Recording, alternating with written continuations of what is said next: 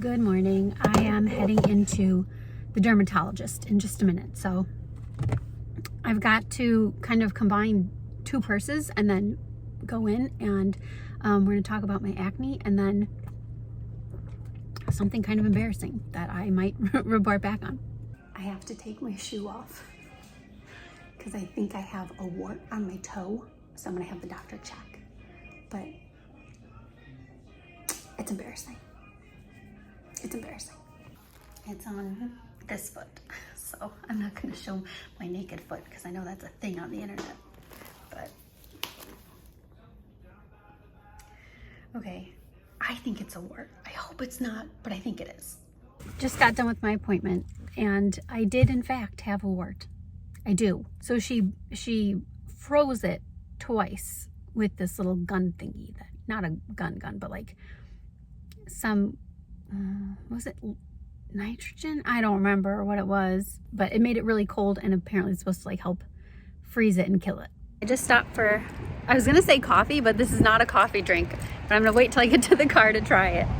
So I found this really cute cafe and I found it on like Instagram or Facebook or something, and I wanted to stop because the drink they showed a picture of sounded very interesting and I've already tried it. I think I'm gonna try and make a little TikTok of it. So anyway, I've taken a few sips. This is from the Curator's Cafe, and this is a caramel apple pie frap or frappe. How do you say it? I don't, I just say frap because I feel like that's what everybody says from going to Starbucks, but yeah, caramel apple pie. I don't think, listen, this is not a coffee drink. There's not a lick of coffee in this. There cannot be. It's really like a cinnamon apple pie milkshake is what this tastes like. It's delicious. It's like sipping dessert. This is really good. I'm gonna come back and try something else here too. So they have like, you know, coffee drinks, regular coffee drinks, and they have some food here. And while I was ordering this, I saw that they had a little sign on the counter for a hot chocolate. That sounds really good too. I'm a very big hot chocolate fan. It's my favorite drink ever now that it's October. And it's gonna be getting cold. It's gonna be hot chocolate all the time.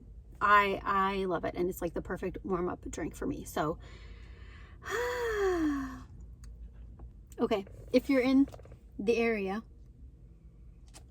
there's the address. If you're around here, I think you should stop. It's cute inside, quiet, calm. Couple of people just relaxing, eating and talking. And now I am off to Costco. Costco has a Jurassic Park pinball machine. I'm kind of interested in one of these Shark Flex styles, but I think I need to do a little more research. I popped into Costco because I need a couple of things. They have Jurassic Park pinball. It's almost $5,000 for that machine. Pinball machines are very expensive. I wanted to sit there and play it. There's orange dreamsicle cheesecake, mixed berry streusel cheesecake, and maple butter pecan bar cake. This little Japanesque like eyelash kit is great for $10. I just parked at the grocery store because they're gonna bring my order out. I'm doing a pickup grocery order. Yes, that'll probably be a few minutes. Okay, I just brought everything in.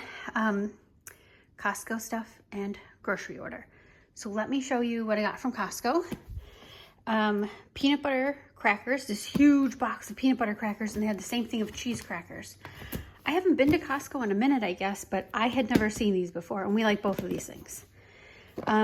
Some butter lettuce. I'm all out of breath because I'm out of shape and I'm going back and forth. Some Strivectin cream. I was sort of influenced on this. I've heard it's not a big deal, but then I've seen people use it with good results.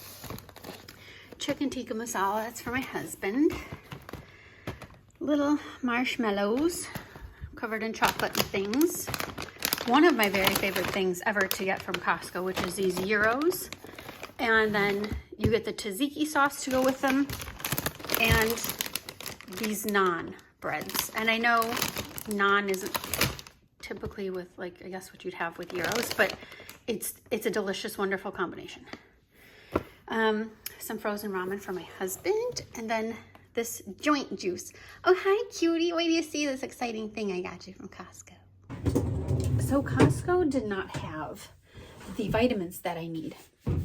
My psychiatrist, I still get confused. I was just talking about my anxiety in a recent video, but my psychiatrist, yes. He recommended that I take a certain kind of vitamin. It's called Sam E. Kind of like somebody's name, Sam E. And I was getting them at Costco because that was the best price on them that I could find, rather than just like popping into my grocery store. And oddly enough, my grocery store has them. I'm out of breath because I just came upstairs. What is going on? I can tell you what's going on. I need to start exercising again. I need to get back on that train. That's what. Because even like just running up the stairs, ooh, I tell you. Okay, so yeah, my grocery store has the vitamins, so I can grab them. I should have grabbed them today. Oh poo. Well, okay. They've got them, but they're more expensive, you know, per ounce, per vitamin, whatever, than they are at Costco. It's a lot better deal there. But today I looked, because that was like one of the big things I went in for, and they don't have them. And it's not like there was a place for them on the shelf and they were empty or something. Like, they're just gone. So I think I'm going to look online and see where I can get them for the best price online. And I feel like they're not the cheapest vitamins in the world either. But my doctor says they'll help my mood. I take them, I'm supposed to take them in the morning. And do I take them every morning? No, I don't. But it's a little bit tricky with them because I have to eat before I take it. So it's not even like I can take it, you know, when I'm still upstairs getting dressed and brushing my teeth and everything. I can't take it then because I haven't eaten anything. And then my anxiety medicine also upsets my stomach and can make me nauseous if I don't eat before I take that. So the mornings I take both of the pills, I really have to make sure I have breakfast first. So, okay, I've got some laundry in. I'm about to start this. And then I'm going to run the dryer because I'm going to fluff up my sheets that I washed yesterday and dried yesterday, but didn't bother to take out of the dryer. So, okay, be working on this. I need to get my vitamins in order for the week. I haven't done that yet. This is what I keep my daily vitamins in. And I used to have one of those longer than this, like weekly pill boxes. And then it was all attached. All the days were attached. And then you just kind of like press and open up each day. Got this instead and this is actually much easier because you can take each day out. So since I couldn't get the Sam E vitamins, which I'll show you the box, this is what they are. Costco is where I would get this. R.I.P. I'll miss you at Costco. Okay, so I don't have any of these to put in there, but I did get vitamins at Costco anyway. I don't even know if I mentioned these when I was sharing what I got. Anyway, I got some one-a-days that are swallowable, like capsules or whatever, pills, rather than the gummies, which I think I'm officially out of now. I've been doing gummy vitamins for a very long time. I'm just kind of over it. That's it. I haven't had any problems with them or anything, and I don't take everything every single day anyway. So when I set up all my vitamins and do all this stuff, it's really just to encourage me to take some of the vitamins. There's no way I take everything religiously, faithfully, exactly like I'm supposed to. You know, it's just like a good idea. There's not a lot that I'm supposed to take every single day. Magnesium, that's something I try and take. Again, I put it in every day. If I get it down a couple times a week, I think that's a success. Should take one a day. That's the serving. I was just checking to see how many. What do you know? The serving size is the name. Okay, I don't need them for that day. I'll just put them there. That's not a bad size. I can do that. It just has a 1 on it. That's okay. Because my dermatologist mentioned that warts can, like, they have to get in from like a little nick or a cut or hangnail or something. And I did my toes a few weeks ago, like I polished them. I don't know. I decided that in case I nicked my toe with like the little cuticle trimmer or something or whatever while I was doing my toenails, that I would sanitize all of our stuff. I just thought it would be a good thing to do, like all of our toenail trimmers, my cuticle nipper, the cuticle pusher thingy. I think I'm missing something, another one of these little pusher things, but just as like a step one, I have sprayed this with a disinfecting spray, kitchen spray. Gonna let it sit for a while, and then I'm gonna look up what else to use online. Should I do like vinegar? Should I do a bleach water mix? I'm gonna see, because yeah. Like the dermatologist specifically mentioned how like, oh, if you get, because she saw my toenails were polished. She's like, well, if you get your toes done, like, I hate to say it, but at nail salons, sometimes they could get you, and then like a wart can get in that way. And I'm like, oh, okay. I do my own nails, so I better go just like clean my nail supplies. There's the bug. Hi, bug. Hi, pal. Okay, he's ignoring me. Can you just look over here just to say hi? Please. Look at mommy. Of course not. I'm gonna try not to talk super loud because my husband is in a meeting right now. So I am starting, not necessarily starting dinner. I just have a couple of meals that I wanna make and I wanna get those started. So the first thing I'm starting is pasta salad. The pasta's boiling away. It's boiling and I lost one noodle, one casualty. Okay, so then I also have some things chopped. I chopped up broccoli and tomatoes, and neither of those gets cooked before I put them in the pasta salad. I just put them in raw. Tomatoes is probably more common sense that they go in raw, but broccoli, you know, it can be a little firm for some people if it's raw, but I like it that way. So I like putting it, just as is in the pasta salad, and I just chop it up really small. I have to show you a vegetable that my brother-in-law and sister-in-law sent home with us. Give me a second. I have to Google it so I know the name. Like, I have to figure out what it is. Okay, I think I have it. I think it's a tromboncino squash. It's back on my counter. Wait till you see this thing.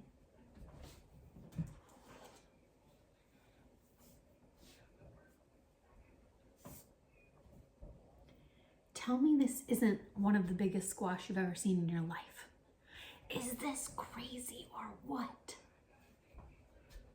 They grow a lot of good stuff. They have a garden, so they grow all kinds of things. And they grew these themselves, like no big deal. Meanwhile, we got a couple jalapenos, and I consider that a miracle. And like 2 cucumbers. Is this crazy or what? It's crazy. So I've never had one before. And they said it's like similar to a butternut squash. I definitely like butternut squash. So I think I'm gonna like it. I'm gonna probably not eat it tonight, but I plan to roast some of it this week. So I'm thinking that, like a butternut squash, this in the more like round bulby part is where it has seeds that I would just scoop out. I just took the pasta out of the fridge. I wanted it to cool off a little bit. And also I did the same thing with my tomatoes, broccoli, mozzarella cheese, and salami. Now, this is for my husband and myself only. No one else is eating this. So, if you see me taking nibbles, or, I don't know, lick my finger or something, that's because it's just the two of us. Come on, Olives. Good old Kirkland's Parmesan.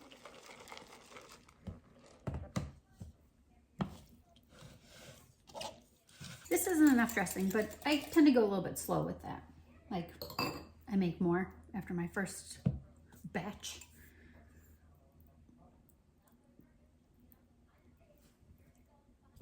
mix, lots of mixing. Lots of mixing. What do you all put in pasta salad? If anybody watching makes pasta salad, what do you use in yours?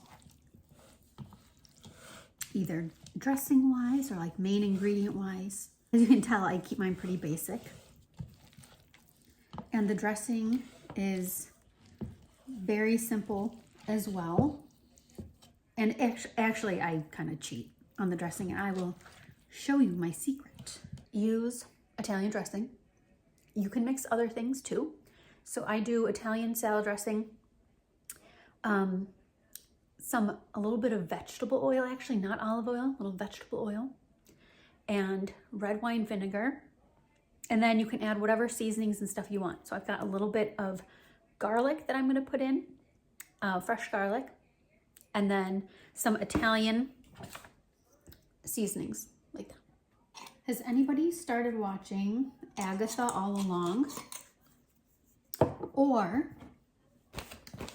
Only Murders in the Building? So Agatha All Along is on Disney Plus.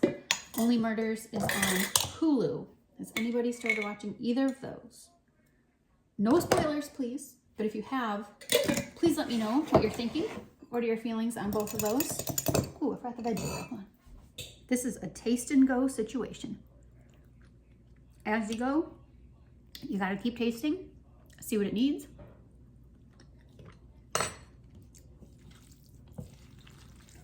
This is pretty good. Now I'm making lettuce wraps. Kind of like a knockoff P.F. Chang's lettuce wrap, like a copycat type of thing. I don't know. I haven't made these in such a long time. I can't tell you if the recipe I found is any good. I hope it is. So I've got my ground chicken cooking in here. Ground chicken, little pieces of carrots. Usually, normally like they'd shred them up, but I just mince them basically. And onion, some ground ginger, and what else? Oh, like soy sauce, a little sweet chili sauce, a little lime juice, onion. Did I say onion? So I'm trying to follow the recipe, but also like just use what I think I've used in the past. Probably shouldn't trust my memory on it. Okay, I've got a little piece of chicken here that was cooling.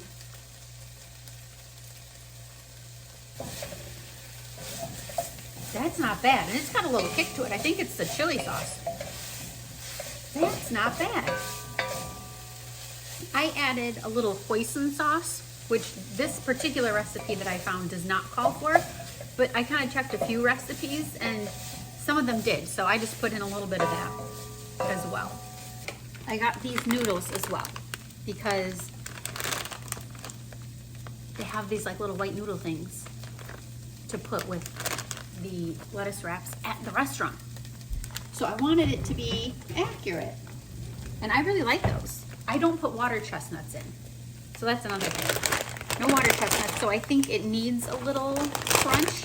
I'm not sure how soft the carrots will get. I assume soft, really, because they're so small, so maybe I should have left them out for a while so they didn't get too soft. I'm gonna turn the heat off because that's all done. I guess you like break these up a bit and then fry them basically. So I have some oil heating. I've never done this part before, so I don't know what I'm doing. This is a risk. I cut a little bit of rice sticks, not too much. I don't want to put a lot in the oil at once. I did one, like literally one rice stick to test it.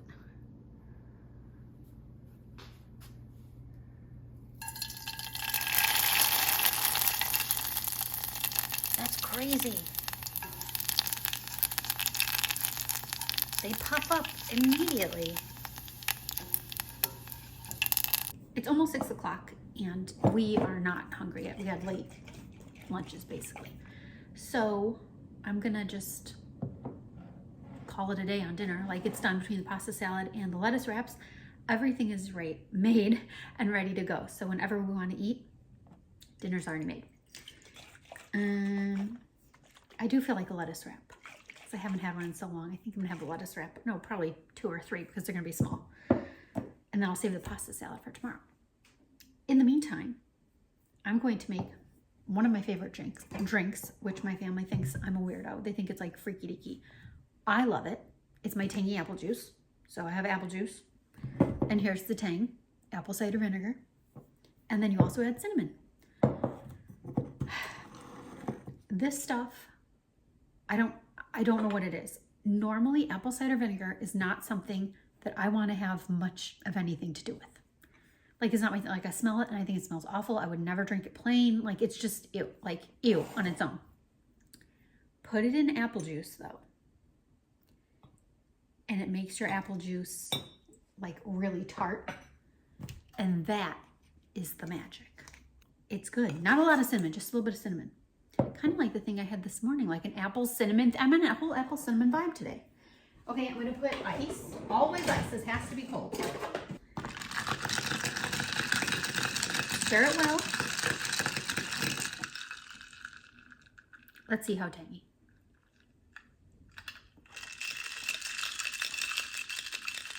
It's basically perfect. I don't think I should add any more vinegar. Like actual vinegar tang. That's what I'm looking for. Vinegar on its own, no thank you. Put it with the apple juice, game changer. Oh, and this is not good. This is disgusting. Absolutely atrocious. Berry flavored. What berry? No berry. At the very end, after you're done like wanting to spit it out, there is a berry flavor. But whatever the active stuff is in here, the chondroitin and whatever else, it's so bad. My husband tried it, I tried it. So he powered through and just like took the whole shot at once. I could not do it. Absolutely, absolutely awful. Trying to have healthy joints here, people. Trying to have healthy joints. As I always say, because Rose Nyland said, if modern science can invent cinnamon dental floss, you'd think they can, whatever. You'd think they can invent good tasting joint juice. I don't know, first of all, if I have my headband on right. It's got these wire ends. Do they go down here or are they supposed to like go up here like bunny ears or something? I don't get it. So I have them back there. I look like I'm ready to go do something. Don't ask me what. I'm gonna wash my face, do a little skincare. I want to talk about a book real quickly because I've just started reading the ACOTAR, A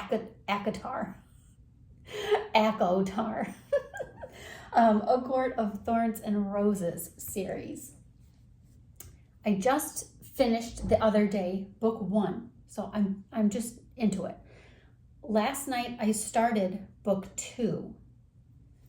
I think there's what, four or 5 books, something like that. I'm gonna wash my face first with this cleansing oil and then with just a regular gentle hydrating cleanser. So, ACOTAR. I know these are very popular books. They've come recommended. It's a very popular series right now. So my thought on book 1 is I don't see the big deal. I don't get it. I don't get the buzz or the hype. I didn't think it was a bad book, but based on my limited reading, much of which of late has been free books that are included with the Kindle Unlimited app, a lot of fantasy and romance books on there. The first ACOTAR book, like, it fits right into anything else I would have found included with my Kindle Unlimited subscription. And that book wasn't included on my Kindle Unlimited subscription. I was gonna have to pay extra. Like I'd have to pay for all of those books. So instead, I didn't want to do that. So I rented them through the library, and you can do that. I think I used the Libby app, and you can do that and read the ebook on your Kindle. So turn away if you don't want to hear my rambling thoughts, which will include, spoilery stuff. Okay, book 1. I thought they did a good job of developing, oh my gosh, this really hurts my ears, of developing Feyre and explaining like why she is the way she is, and building her personality, like telling us enough of her past experience on why she is the way she is, and making her relatable in a way. She's fine, and actually I like Feyre. Wait a minute, pause. I mostly like Feyre. So, and then there's Tamlin, and I know these were fantasy books, but don't even get me started with names, because something I don't like in life, in books, and anything is really try hard names. I don't even have a good way to describe that, but it's just what I call them. And I think Tamlin, no offense to people named Tamlin, not my thing as far as names go. Okay, and then there's Lucian and Amarantha. Again, I know they're not from this realm and also fake, but still, I just don't like their names. They're just like, whatever. Anyway, Tamlin, I feel like we had no history from him, and Feyre's fawning over him because he's a nice guy, sort of. He's sort of a nice guy. And I mean, they did hoodwink me. Like, they got me when it turns out that the blight that he kept talking about that was on their lands wasn't like a curse. Like, it was a curse from a person. It was a curse and a person. It wasn't like a plague, exactly. Okay, how long have I been washing my face? Rysand, is that one of the other names? I don't know if I'm saying it right. Rysand? Like, whatever. I just don't like it. I don't like it. And then she calls him like Rice or Rice for short. No, thank you. Yeah, I just feel like Tamlin there wasn't a lot that we knew about him. So I didn't find him very impressive. So why would she, this like tough cookie of a girl, fall in love with him so easily? At least Lucian seemed like he had a little spirit to him. I don't know. I thought the 3 tasks concept was interesting. When Amarantha gave Feyre the 3 tasks to prove her love for Tamlin, I thought that was going to be neat. And then task number 1 was a worm with teeth. Like, haven't we seen that? I feel like we have seen that kind of creature, something very similar in movies before. Like, was that one of the things in Star Wars? I don't know. I'm just like, okay, that is not creative. I'm sorry, I didn't find that creative. The worm with the teeth. Now, how Feyre killed the worm by sticking bones up in the mud so he could like fall and get punctured on them, I thought that was creative. Okay, then task 2. We've got a hair. Task number 2, with the grate, like the metal grate, going to fall and crush her and Lucian, and she had to pick the correct lever. But of course she can't read, so she had help for that. I felt that one was very anticlimactic. Like, she had help, and that was the only way she narrowly escaped dying. Okay, fine. Like, I think she said she kind of knew, or like she figured before the 3rd task that she was never gonna make it out of there alive. That is exactly what like Amarantha tried to make happen. Like, she did the 3rd task and she still wasn't going to let her walk out of there alive. So she ended up killing those 2 fairies for nothing. I don't know. I just felt, well, not for nothing, but like in terms of the task rules, like for nothing, because she obviously wasn't allowed to walk away. So I feel bad about that. I feel bad she had to do it. I feel bad she did it. I feel bad for the fairy she killed. I don't know if I could say that word. There wasn't a lot of fairy world building, because at least in the beginning, in the first book for me, because we saw Feyre's life from the start. We're seeing things from her perspective, and that's fine. To just like jump in and then be like so committed to a cause and so committed to a guy, and we don't know a whole lot. I don't know. Again, I've read plenty of books that have had less substance, like less history, less character building, that I've enjoyed just as much, or I've enjoyed more. So I don't know, I guess maybe because I've read plenty of fantasy books before, this really wasn't anything new for me. Like, I've read fairy books before, and the guys are princes, and Tamlin's basically a prince, high lord, which I think sounds ridiculous. She keeps calling him my high lord, my high lord. Okay. So, yeah, like there was just nothing new or really different than a bunch of other fantasy stories I've read. I'm glad there was a happy ending to the book, and I think I'm glad that Feyre was made a fairy, and not just made a fairy, which I would have thought would have been fine, but like made a high fae. So I think that's fine. She did do a lot. I'm not saying she didn't deserve that. I'm just, I guess, a little surprised. So maybe that's a good thing. It surprised me. And they're together, and it was a happy ending, and that's good. I like a happy ending. Book 2, like I said, just started last night.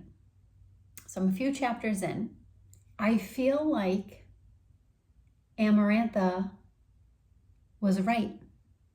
That Feyre is a fickle, inconsistent worm of a human, because she gets to the altar and does not want to get married. I understand she has issues, and she's clearly feeling them in the beginning of book 2.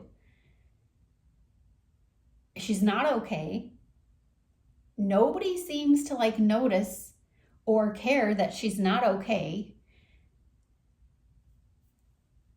Nobody's noticing. She's not saying enough about it. I'm not going to blame her though, because she went through a lot, but she was capable of all that in book 1, and then she can't put her foot down about like getting married and her feelings, how she's not okay in book 2. But again, I don't want to blame her. I'm just surprised, I think. So she's not okay. I know she seems to love Tamlin and like want to marry him, but she's not like in the correct mental and emotional state to do that. She's got a lot of unresolved issues because of the things she did in book 1, understandably. But she gets to the altar and stops, and is in her mind is begging someone to help her get out of there. And then Rysand, I just cannot get these names. He comes to take her away, to save her and make himself the bad guy, which I appreciate. He did that.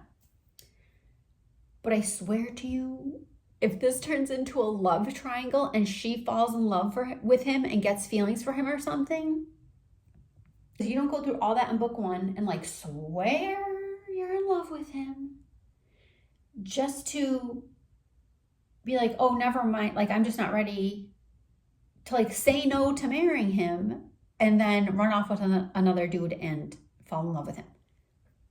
I don't want to see that happen. So don't spoil it, please. Don't tell me what happens. Just know that I'm frustrated. I'm going to keep reading book 2, but I'm like, not so excited about reading it. So, alrighty, I am going to keep doing some face stuff and watch something while I do And then who knows? Maybe finally put the load of laundry from earlier away. Maybe. Yeah. Oh, dinner was good. I don't always show what I eat, and I like talk about cooking stuff, and then I don't show it or whatever. But we ended up having the lettuce wraps. So they were very good. I like them. They're a pain in the butt because they're messy, and the lettuce always breaks. But I thought they were very good and a nice change, something different. So I can definitely keep those in rotation because the recipe I found was super easy and they turned out great. So yeah, that's it for now. Thanks very much for watching this vlog, and I'll talk to you later. Bye.